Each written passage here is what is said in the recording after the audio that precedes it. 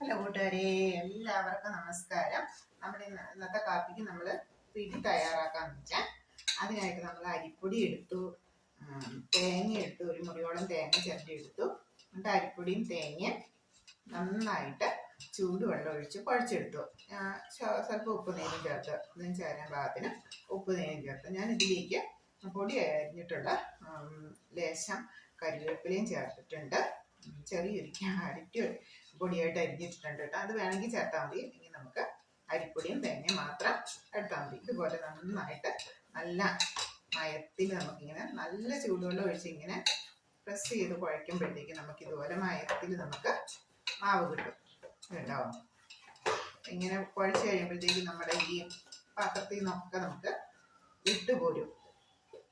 ഈ വലിയ വലിയ ബോളിനെ ഞാൻ ചെറിയ ചെറിയ ഉരുളകളാക്കി ഇതുണ്ടോ, ഇതുപോലെ ചെറിയ ചെറിയ ഉരുളകളാക്കി ഞാൻ പിടിച്ചിട്ടുണ്ട്. ഇത് നമുക്കിത് നമ്മുടെ ഇഡ്ഡലി പാത്രം ഞാൻ വെച്ചിട്ടുണ്ട്. ഇഡ്ഡലി ചെമ്പിൽ നമ്മൾ വെള്ളം വെച്ച്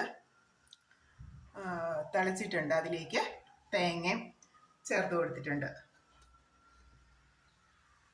ഇതുണ്ടോ, ഇഡ്ഡലി പാത്രത്തിൽ വെള്ളം വെച്ച് തിളച്ചിട്ടുണ്ട്. അതിലേക്ക് പീര് ഇട്ട് കൊടുത്തിട്ടുണ്ട്. തേങ്ങ പീര് ഇട്ട് കൊടുത്താൽ തിളച്ച് കഴിയുമ്പോഴത്തേക്ക് നമുക്ക് നല്ല പാല്, ചിലർ പാലായിട്ട് പിഴിഞ്ഞൊഴിച്ച് ലാസ്റ്റ് ഇളക്കി വാങ്ങുമ്പോൾ ഒഴിച്ച് വാങ്ങും. ഞാൻ പീര അങ്ങനെ തന്നെ ഇട്ട് കൊടുത്തിരിക്കുകയാണ്. അപ്പം വെള്ളമൊക്കെ നന്നായിട്ട് തിളച്ചിട്ടിട്ടുണ്ട്. അപ്പം നമുക്കിനി ഈ ബോളുകൾ നമുക്ക് ഒന്നൊന്നായിട്ട് നമുക്ക് ഇഡ്ഡലി ചെമ്പിലേക്ക് ഇട്ട് കൊടുക്കാം.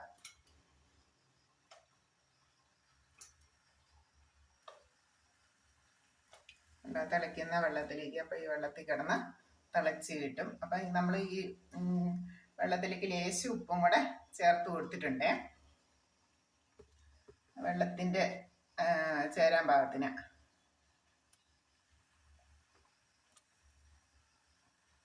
എല്ലാം ഇങ്ങനെ ഓരോന്നോരോന്ന് പെറുക്കിയിട്ട് കഴിഞ്ഞാൽ വെള്ളത്തിലിടുന്ന് നമുക്ക് നന്നായിട്ട് വെന്ത് കിട്ടും.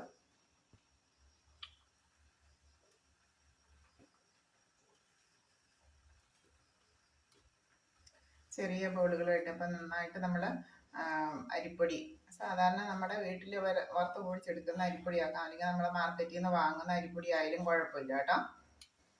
ഞാൻ നമ്മുടെ വീട്ടിൽ വറുത്ത് പൊടിച്ച അരിപ്പൊടിയാണേ.